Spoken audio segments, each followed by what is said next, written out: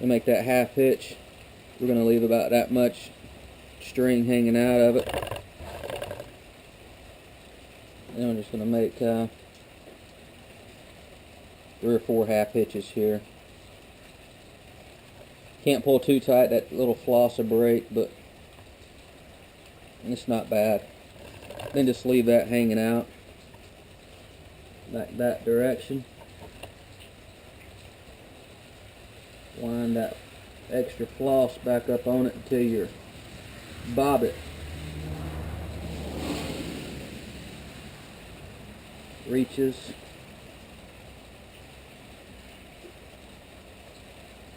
the main line there. Okay, and we're going to start right there. We're going to hold this down just a little bit, and we're just going to start working and slide that down because we're way off. About that far. We're just going to start working it that way with that piece down in between there. Okay. Okay. I run mine a little ways like that, and then I fold this back over, back in the other direction, and we're just going to run all the way down to that very end down there. And once you get it going, it just kind of feeds itself on down.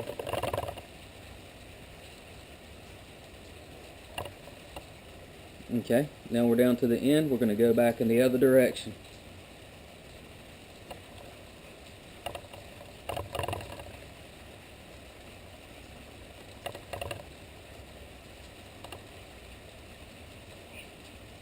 And looks like we need to go just a little bit further.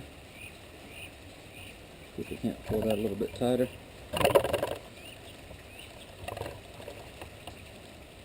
Okay. Then once we're down to that section, we're just going to pull us off some extra there. I'm just holding that tight there with my finger to keep the tension on it. And I'm just going to cut it off there. Okay. And we're just going to make a half hitch on there. Cinch that bad boy right down next to the braid that we had on there already. Then we're going to make another half hitch. We're going to put about 3 or 4 of these on there total again.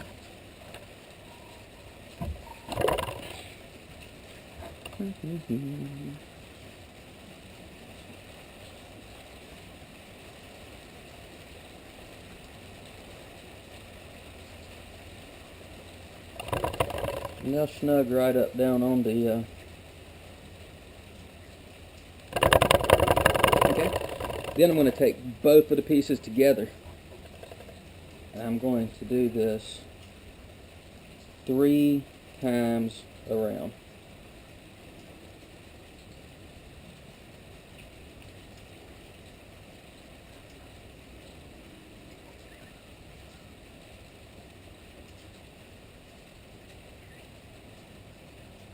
Okay. And I'm just going to cinch that up right there on the bottom, kind of tight like.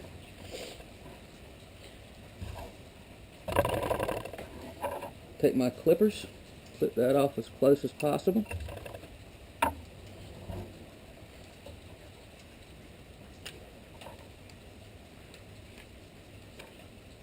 Take my Zap-It glue, and I'm just going to put some Zap-It glue on that. And I'm just going to take my fingers, rub that Zap-It glue around on those threads. That floss will soak it up and it'll become solid. Okay, that's all we have to do on that one. That's done. So this is what we ended up with after that serving is dried and everything. Nice, good, solid unit right there. I don't think we'll have any problems out of that one. Alright, now we're just going to go and we're going to serve this one over here. Do the exact same thing.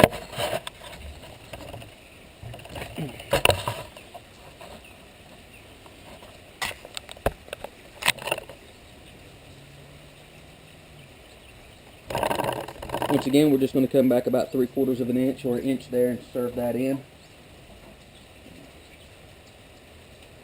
Just pull some slack off here.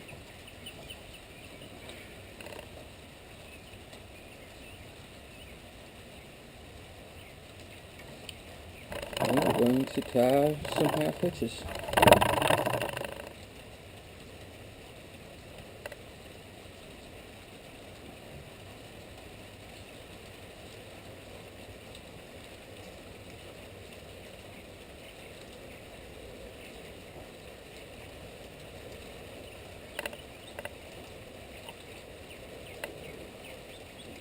Okay, got our half hitches tied up. Now we're just going to pull our bobbit back up to the front there.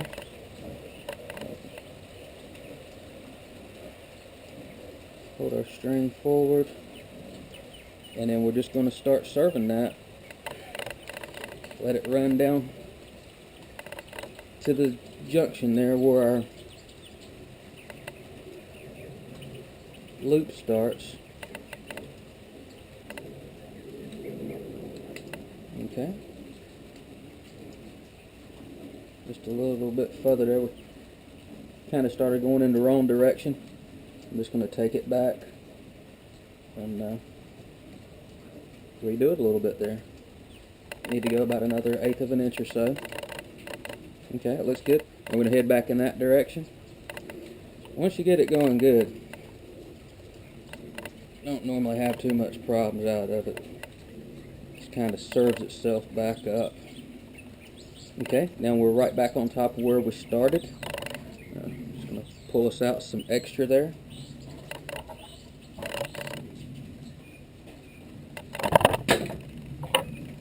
And then we're going to tie us a half hitch in there, kind of lock it in place.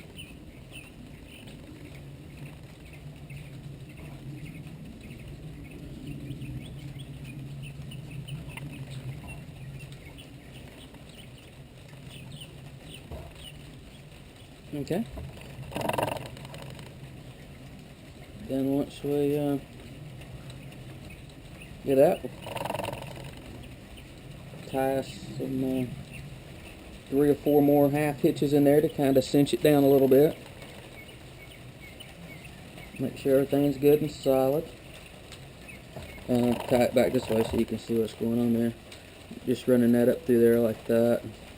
That pulls back down on itself pretty nicely right there. Okay, then we're just going to take both ends, go around it 3 or 4 times here.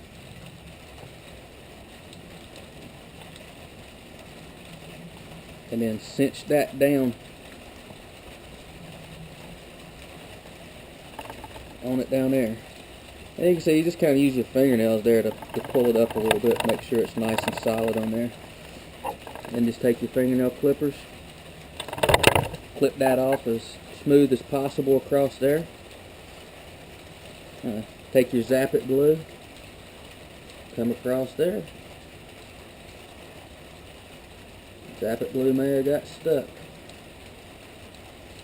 There's a little bit.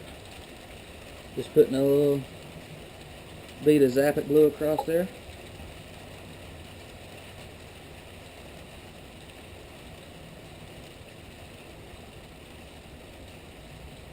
That loop could have been a little bigger, but hey, we'll make it work. Not too hard to get along with. Okay. Then we're going to let that dry.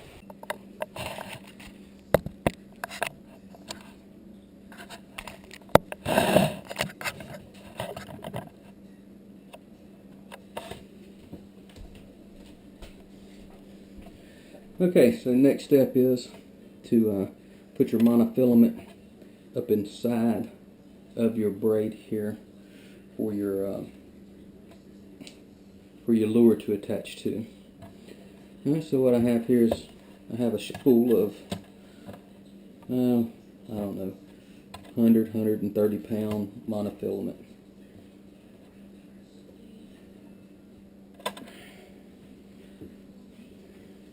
I already went outside, measured me off about 105 foot. Seems to be that's what everyone's saying. Run your planer 100 foot back, or your lure 100 foot back behind the planer. So that's what we're going with.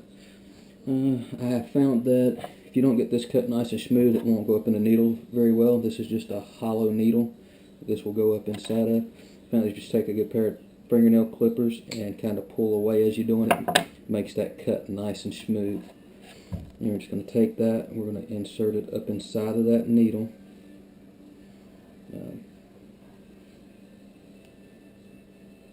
I think this may be 135 because it doesn't go up in that needle too good, but hopefully that'll be good enough. So if we look back at our bridle that we made up here, this runs up into it about a foot, up into that general area. So we have about right around 36 inches, 38 inches, maybe 40 inches that we can braid up into that. So I like to run mine as far as possible, so I'm just going to run mine up into, just a few inches back from that, so there's a little bit of offset in between. And we're just going to come back to this back, and we're just going to bump it with our finger there a little bit until it starts to bunch up. Then get our needle started up in it. Same as before, once the needle starts going, it goes up in it okay. A little bit tighter with this bigger needle, but still no worries.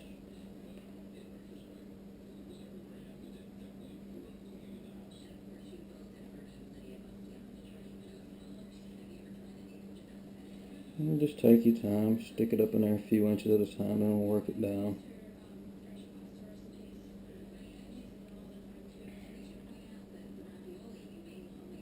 Like I said, I like working, making my own stuff.